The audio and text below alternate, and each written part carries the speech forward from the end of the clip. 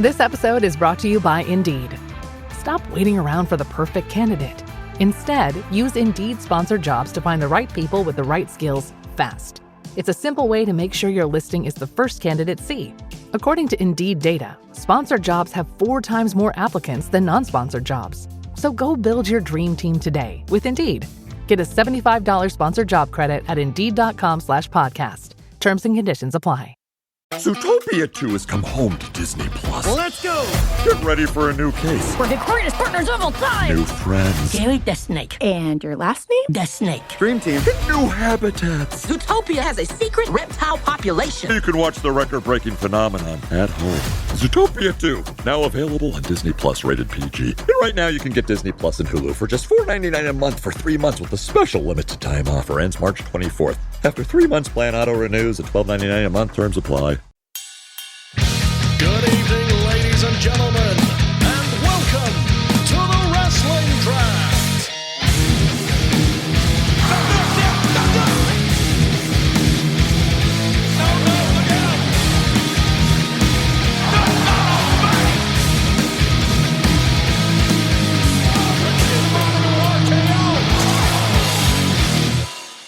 Hello everybody, welcome back to the Wrestling Draft here on the Wrestling Draft YouTube channel or wherever you get your podcasts in the audio realm.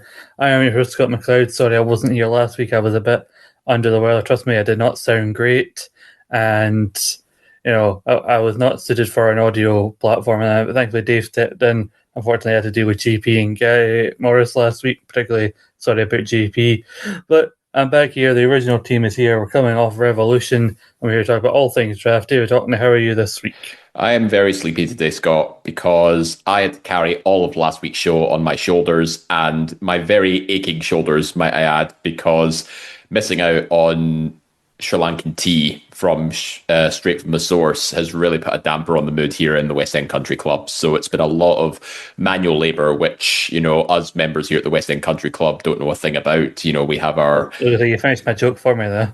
Yep, I know, yep. So that's... But at least my brain's still on point with wittiness here. But yeah, always good to be back and ready to get into another round of scoring. So if I had to hear about that fucking Sri Lankan tea one more time. But hey, listen, you don't get to the top unless you win a league, a season, multiple times, and you reward yourself with only the finest quality goods that the world has to offer.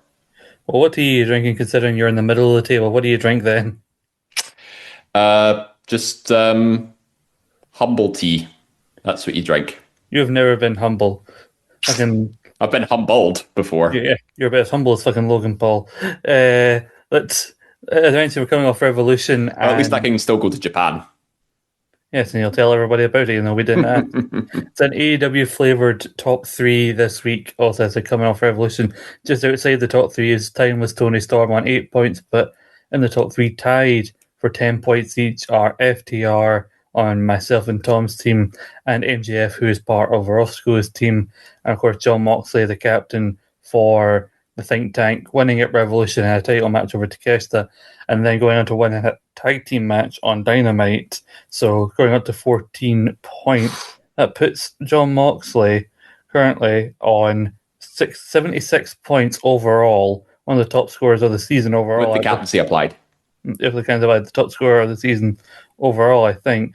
But I think all that can really be said about John Moxley has been said. I mean, he was a lot of people's top choice AEW-wise for a reason. Mm-hmm. But looking at the other two, MJF, I think with the Eliminator in the match against and the title defense in Australia against Brody King, and then Brody Lee. Too many people call Brody these days.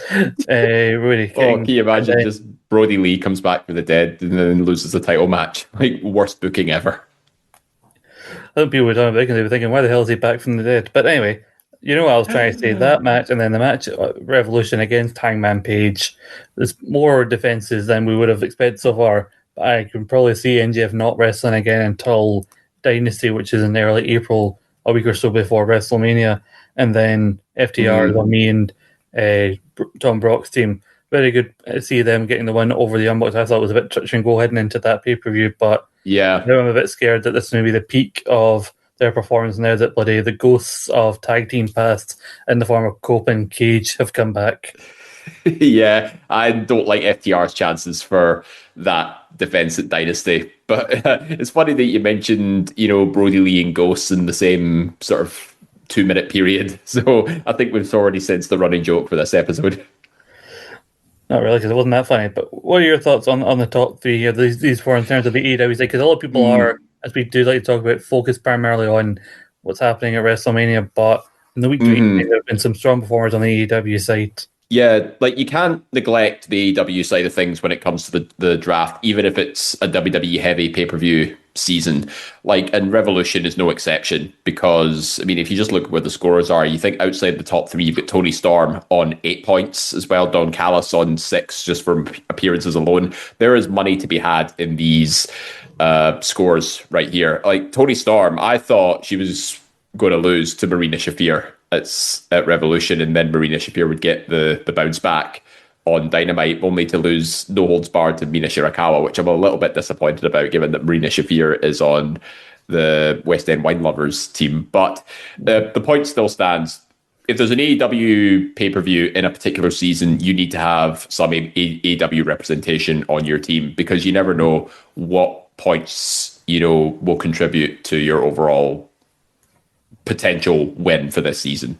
Yeah, maybe not round one, but in the second and the third round, bring up the team on the week-to-week performance, because they've been strong contenders. We're going to talk about some people who weren't drafted, both in WWE and AEW, but I think there are some strong people in AEW as well that, if you put them in later rounds, would have been strong performers. But talking about Tony Storm, she is in Gary Morris and Robert Shaw's team, but Gary and Robert are in last place on 89 points. They've not been faring well. Obviously, withdrew, losing the WWE Championship. They've got Silver, who also didn't win the NXT Women's Championship. Bailey and Lyra, who aren't focusing on being a tag team right now, because they're really going after the Women's IT Championship and everything else that's going on there.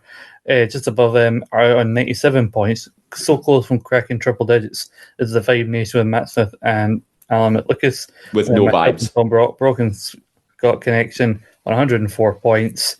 We've managed to crack the triple digits, just behind Roscoe's 107.5 points. Then there's, of course, your Stella Western Wine Lovers, 117.5 points. Casey Jane making the difference with a NXT Women's title retention on that front. But even if she didn't get those 7, we would have still been ahead of Roscoe by 3 points. So we'll take it. Very weird when you're relying on a season list, when you're very much relying on Casey Jane for your points. Not to dismiss her, but she's never been someone's juggernaut.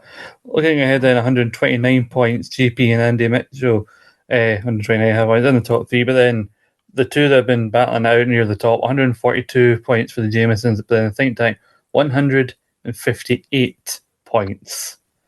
Yeah, positions are starting to form in the Premier League, shall we say. It was a bit of a hot contest between the Jamesons and the Think Tank, but I think we're starting to see gaps in the scoring. The difference, obviously, in terms of the Think Tank is Moxley being the juggernaut for the Think Tank in this this time around, because Moxley scored 14 points this week, whilst there's a 16-point gap between the Jamesons. That's where the difference lies.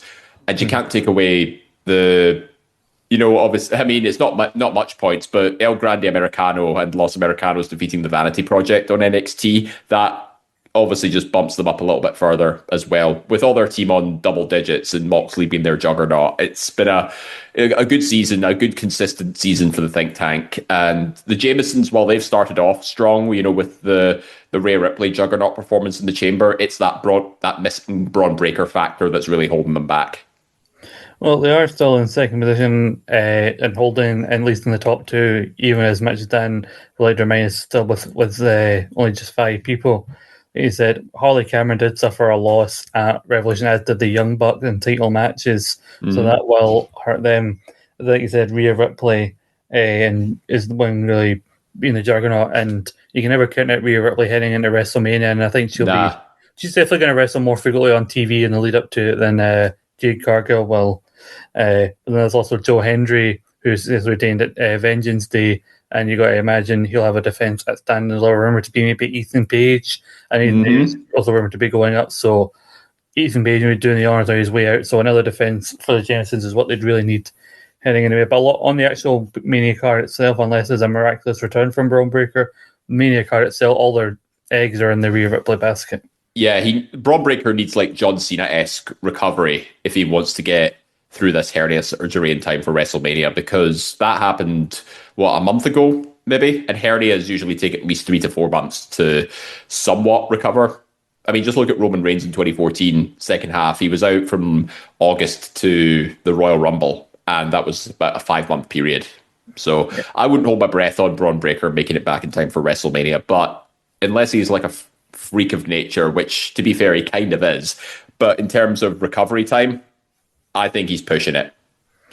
You know, think about Moxley in terms of how this would affect the season. If Moxley had lost to Takeshita, Revolution, obviously a captain winning losing a title match on pay-per-view is the last thing you really want to happen. But Moxley would still be appearing on TV, but also the fact that they're heading into this program with Will Ospreay. Even if Ospreay beats Moxley at Dynasty, say, for the Continental title, I think the damage will already be done in terms of how ahead the think tank are, especially with Moxley. That Moxley will have already paid dividends for them in so many ways that the gap would still be there. Even that, they still have CM Punk heading into WrestleMania as the World Heavyweight Champion. Are they confident of a CM Punk retention, though? I think that's the big question they've got to ask ahead of Dynasty. You know, if they think Moxley's going to drop the title to Ospreay, would they take the gamble on CM Punk retaining the World Heavyweight title? That's the decision they're going to have to make.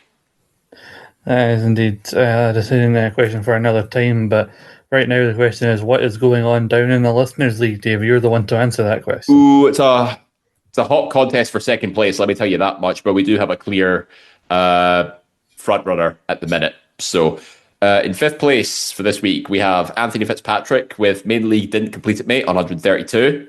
6 points ahead of him, 6.5 points ahead of him is Aidan Scott with the Young Schmucks, 138.5, 139.5. 1 point ahead is Nikki Breslin, Dwayne the Rock Paper Scissors.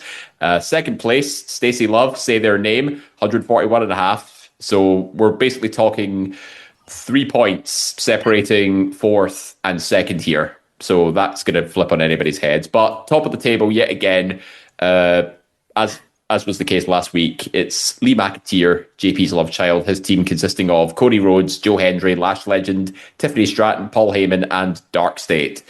Obviously, Dark State has done him a lot of favours this season with Vanity Project now holding the NXT tag titles, but Cody Rhodes, Joe Hendry, obviously winning back their titles, Lash Legend becoming women's tag team champion, Tiffany Stratton allegedly might be going for Julia and the Women's United States Championship, and with Paul Heyman now back on TV as well, you start to wonder maybe Lee's just going to continue racking up points, whether it's defenses, title wins, or even just appearances from the wise man himself.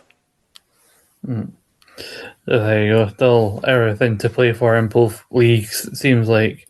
But let's look at the actual, some of the players who, didn't get to be in this season, some of the picks. I think something I mentioned before, that the fact that it's teams means that I think some bigger picks are left around later than they should be, because you're halving up the number of teams that there are because you're doubling everybody up. Whereas if we still had our same 10, 12, however many people league that we've been having in previous season, then people would start taking risks in the latter rounds a lot more often, and taking people who are wrestling week to week and who can have a hell of a run. And then sometimes there's just big surprise title changes on TV that you can't prepare for, but then you wish, if I had that person, then, a hell of a run. I mean, we were talking about Carmelo Hayes. I mean, is Carmelo Hayes drafted this season? Yes. Yeah. West End Wine Lovers have got him picked solely in round 4 just because United States Open Challenge.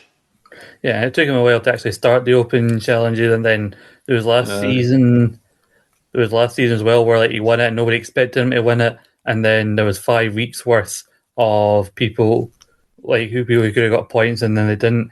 Looking on the side where me and Tom Brock took Dominic Mysterio second round overall, big part of TV, and then he finally defends the IC title the night after Elimination Chamber and fucking gets beat by Penta, and Penta's had already a couple of successful defenses of Penta, the Intercontinental Champion, Yeah. not drafted. AJ Lee wins the Women's Intercontinental Championship, not drafted. Even though people had an idea that she might come back for Mania, like she Yeah. was undrafted. Penta's joint ninth with Kyle Fletcher now in terms of top scorers for the season. And Kyle Fletcher's the current TNT champion. See, So even then, I think Kyle Fletcher on the AEW side is somebody who, I'm surprised, wasn't drafted even 4th, 5th round because he won the TNT title from Ciampa, defended it. He won the trios titles. Yes, okay, they recently lost the trios titles at Revolution. But still, even between winning and losing those titles, he squeezed in another TNT defense over Mike Bailey. So yeah, it's like when Andy and JP ended up, wanting Ciampa only for him to drop the title 11 days later. And now it's all of a sudden it's back on Fletcher. I think that was I think it just goes to show, how quickly things can change on a dime. And Tommaso Ciampa currently on 7 points compared to Fletcher's 26. It just rings true like how crazy things have gotten. It's always interesting to see who doesn't get drafted, but I think a lot of these people would have been drafted if it was a singles season. But now it's interesting in a team season, like who the priorities are in a lot of people's teams and who gets left by the wayside who otherwise would have probably got picked. Is there anybody in particular you're shocked by that isn't drafted this season? I can understand why the Vision was picked as a tag team, Logan Paul and Austin Theory. I don't know if the purpose was just to have them for appearance points, given that the Vision was getting so heavily featured on Raw. But now that they're a credible threat for the Usos and the World Tag Team titles, I'm starting to see, it makes sense why Logan Paul is starting to rack up a lot of points on Raw because, people might not like him, but he's a draw because he wants that go-away heat to sort of draw an audience. And it's reflective in the points as well, alongside how well he did in the Elimination Chamber, getting 3 eliminations. In hindsight, he would have been an excellent choice for a solo pick. But, you just can't predict these things, especially when it looks like the Chamber match has been set in stone. All of a sudden, it changes at the 11th hour and someone gets those points that, a team could have massively benefited from, a la maybe if Bronson Reed didn't get injured, he would have been in the position that Logan Paul was in, racking up those eliminations in the Chamber. Who drafted? Did someone draft Bronson Reed this season? Yes. No Vibe Nation drafted Bronson. Yeah. And yet he's still, with the injury, still got more points than Becky Lynch, who's on 6 points right now. And Becky Lynch was their round 1 pick, just to be clear. And yet Willow Nightingale's on their team is actually performing better on 37 points. Also, that is aided by the fact she was a double champion, even though it was kind of a weird night at Revolution where she retained the one title on the 0 hour, lost the next later in the night. So again, that is just a case in point of why you need to think carefully about who you put the captaincy on. Willow Nightingale would have took Vibe Nation up to at least 3rd place. That would have been a big help for those guys. And talking about captains, obviously Rhea Ripley, like we mentioned, being the Juggernaut captain over on the Jameson side, like talking about the Chamber being set in stone and it benefiting people, I think the word is that they wanted Bianca to be back in time to fight Jade. And if she wasn't fit for the Rumble, she'd be, and she could get the Chamber, she would win the Women's Chamber, and she's clearly not fit for either. So they changed and they went break glass in case of emergency, always put Rhea Ripley in a title match, and that has benefited the Jamesons big time, according to reports where the plan changes for WrestleMania. If you listen to reports, there's been a lot of changes for bloody WrestleMania. It's like 10 years ago when there was a big injury curse and, things were changing so rapidly. But talking about also WrestleMania and the Chamber, also Cody Rhodes and Andy and GP's team, winning the WWE Championship, even though they didn't win the Chamber, helps them because now they've got someone in the WrestleMania main event. But the other person you're going to face there, Randy Orton, when he's not in the biggest spot, I think would often get picked here. And you got to think Randy would have a big spot at WrestleMania. I mean, some people thought he might be Gunther's opponent at one point because also he's going this whole legend killer, career killer kind of thing. So Randy, one half of one of the main events, he's not been drafted either. Yeah, who's not been drafted actually? Trent Williams. That is interesting as well. I mean, he definitely would have been a surefire 5th, 6th round pick for some people in a regular season. Like he scored the same amount as Obafemi, and FTR, and the fact that he's getting the reactions he's getting on SmackDown, you can tell he's going to be a big time player on that brand. And why he's not been picked up in this season, I think it's purely just down to, as you said, if it was a solo season, someone would have nabbed him. No problem at all. In a solo season, someone probably would have taken. Sorry, has Tekla been drafted? I was about to say. Is that one for I don't think so, no. Because I think she seems like somebody who, in a single season, someone would take 4th, 5th round because they needed to make up the 2-3 split.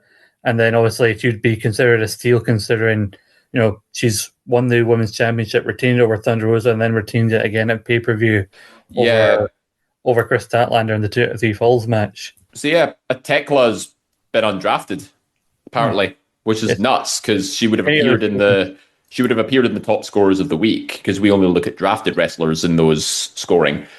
But any other season, she would have been a major steal, I think. Yeah, definitely. One other name I'd like to throw out as well, Nia Jax. You've got multiple listeners, leaders picking up Lash Legend as a solo. Nia Jax is actually scoring higher than her at the minute, and with her obviously winning the women's tag team championships, I think she'd have made a good round 4 or 5 ahead of. You look at picks like Julia, for example, who's only on 9 points, even though she's the women's United States champion. And even though my team like Jordan Grace is on 6 points, she's really not done much for us. So Nia would have done much better, though. Jordan Grace was, I think, just bad luck because she injured herself on SmackDown last week, I think. So she's kind of ruled out at this stage. Yeah, although I've still got Tiffany Strand, so I'm still hoping for her at Mania. Like you said, maybe win the women's US title, and then even though Dominic's not the Intercontinental champion anymore, I'm kind of hoping for a Dom Finn match to make up the card and get a Dominic win there. But we got a few weeks left to wait and see. There was a lot of people talking about Gunther in the chat earlier on about his plan for WrestleMania and that being in jeopardy and how that would affect I think it was Alan Smith's team who have him. And the fact that they mentioned, it was maybe Rey Mysterio, so Rey might be injured. I'm like, I don't remember hearing at any point about Rey Mysterio being the plan for Gunther. Well, I think it's because Gunther had a match with Dragon Lee on Raw, and Rey Mysterio was supposed to come out and save him, and then that would lead to a feud between those two. But I don't know. It just feels a little bit up in the air with what they're trying to do with Gunther at this stage, because he's been on the run of his career at the minute. Retiring legends left, right, and center. He was runner-up in the Royal Rumble. I'm struggling to see past, maybe winning the Andre the Giant Battle Royal for him, but which is kind of a bit of a demotion, but it's one that it was unavoidable because of injuries and stuff he can't control personally. Yeah, that's weird because they don't have as many people that they bring back part-time, which in a lot of ways is good in terms of WrestleMania, but if they did, then they'd have somebody for him to fight, because obviously I think they're making a great decision by having Oba fight Brock at WrestleMania. Yeah, oh my gosh, listen, keep the world title matches. I want to see these two big meaty men slapping meat like nobody's business. Well, especially because considering Oba's on your team, but we do have the other alternative probably would have been Gunther versus Brock, because I'm pretty sure there was a rumor that 2024, I think it was, when Brock got taken away from TV, could be named in the Vince lawsuit. The plan would maybe be in the Rumble, get eliminated by Dom, have a thing with Dom before Mania, and then fight Gunther at WrestleMania that year in Philadelphia. I think I vaguely remember that being a plan. So at some point, Gunther's going to fight Brock, but yeah, I think they'll save that for this year's SummerSlam, which is meant to be in Minneapolis. So it's either Gunther's opponents for me was either going to be Brock or maybe Randy before Randy got put in the title scene. But I don't know who else legends wise they have. I didn't even think about that with regards to Dragon Lee, because I thought the Dragon Lee thing was just carrying onwards from the stuff with AJ, because AJ and Dragon Lee were partners. So who do we have left that you can consider a legend on the roster? Then, or you know what, you could set it up for maybe a Chris Jericho surprise. Could be, because after watching the last few years in AEW, I'd happily watch Chris Jericho get retired. I mean, did you see the number of cheeky references they made on Raw on the build up to Danhausen's reveal? You know, we're gonna break the walls down, or I'm pretty sure there was at one point they snuck a "you just made the list" reference in there somewhere. But so many little nods to Jericho, and you think, "Ooh, is it happening? Is it happening?" Are they try to subtly sneak him in at the point you least expect? Yeah, I mean, also the idea of like going through the whole career killer. Like if they have Gunther retire Rey Mysterio, if I was Dominic Mysterio, I'd be fucking raging because like Yeah. that two WrestleMania trying to be that guy. He wouldn't put me over. He wouldn't put over his own son, but he'll lose to Gunther. Why? Yeah, I'm amazed they didn't pull the trigger at Mania 39 when Ray got inducted into the Hall of Fame. Like that was a really good opportunity to do it. But if he wanted to keep going for another couple of years or however long he wants to go, that's obviously his prerogative. So I won't judge You him play on that. around with it. He retires Rey Mysterio, but then he returns with a different mask. I'm Rey Mysterio Jr., like I was in WCW. And then he retires him. Then he comes back with as maskless Rey Mysterio with the devil horns, like, and he has to be retired all over again, like the many retirements of Rey Mysterio. Oh my God, what's May Mysterio doing in the Impact Zone? Yeah. Going back from the original like purposes, is there anybody else in terms of the I think the undrafted that we should talk about? Because Well, it's difficult to say because they're all the remaining ones that were undrafted are sort of like mid card scorers at the point, because obviously Moxley's leading the charge with 41.5. But when you look at the undrafted picks, you know, the only ones that really could have settled for maybe rounds 3 onwards, you're looking at maybe Swerve Strickland, perhaps, who's maybe in a feud with Kenny Omega. You've got, I think you obviously mentioned Randy Orton before winning the Chamber. Tony D'Angelo, you know, he's made his return to NXT. Yeah, I think people can be fine missing out on that one. Yeah, you see, I think we've sort of mentioned, you know, the big time players that missed the boat. Obviously, Logan Paul is a solo guy. AJ Lee, Penta, Kyle Fletcher. You know, those are the basically the mid card champions of their respective brands. That's where the money was, and people just weren't willing to take a gamble on them. Yeah, especially not in this season where, you know, it's a lot more strategy based. You're working with a partner, trying to get the big picks going into WrestleMania.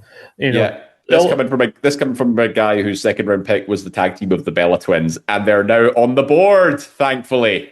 with a full 2 points. Yep. One each, one for every one finish. Still more than Broadbreaker. I mean, the think tank also mentioned have Charlotte and Alexa, who I think they could be back in the tag team scene. So then that again, we've seen how it worked for David Campbell picking a tag team as a singles picks both on the same team. Should I mention? I think there was a story about the Bellas signing a new deal, like a 2-year deal. With WWE. So I think odds of them walking out as the women's tag champs come Mania, odds drastically I think went up on that one. Yeah, burned in a long term program. If the Bellas don't finish the season as women's tag team champions, we need to break out that Sharpay meme. Something is really... That's plenty. Everyone's turned off now, but this is well, we're about to end it anyway. But thank you everybody for tuning into another episode of the Wrestling Draft. We still have several weeks to go leading into WrestleMania. We're just under a month away, I think, from WrestleMania, because I'm annoyed how later on into April that they put WrestleMania all because of Vegas. But you know, no, it's on at 2:30 Vegas time, which is 9:30 our time. I thought it was around 10:30 or something like that. Yeah, I think Vegas is 7 hours ahead. I could be wrong. And yet, I love how you put your finger to your head as if you're going to telepathically I can figure it out. Yeah, Listen, I've been to Vegas before. I was just trying to remember if I had to change time zones, but it might be 8 hours ahead. If so, it could be a 10:30 start. You might be right on that. It's one of the two. There's a lot of people in our group, our contributors league, with children. So even then, many of them won't stay up to watch it live. But that is another week there. It's still a month to go, as I said. Everything could change. Hell, even across Mania weekend itself, everything on the board could change. Everything could come up Millhouse for someone. But until next time, hopefully have some more people back on the lead up to WrestleMania to talk about their teams and their thoughts as we barrel down the road to WrestleMania. We're all pointing to the sign on the road to the finale of the season. But as usual, my co-host here talking, thank you once again for another week of drafting. Yeah, thanks. And I will keep searching for that elusive Sri Lankan tea. And feel free to not tell me anything about it. I've got four more shows. I won't mention it next week, I promise. I've got 4 more shows as a host on this show. Let's make them all count going forward. We'll see you back here next time. Same draft time, same draft channel. Starting a business can seem like a daunting task, unless you have a partner like Shopify. They have the tools you need to start and grow your business. From designing a website to marketing to selling and beyond, Shopify can help with everything you need. There's a reason millions of companies like Mattel, Heinz, and Allbirds continue to trust and use them. With Shopify on your side, turn your big business idea into... Sign up for your $1 per month trial at shopify.com/special offer.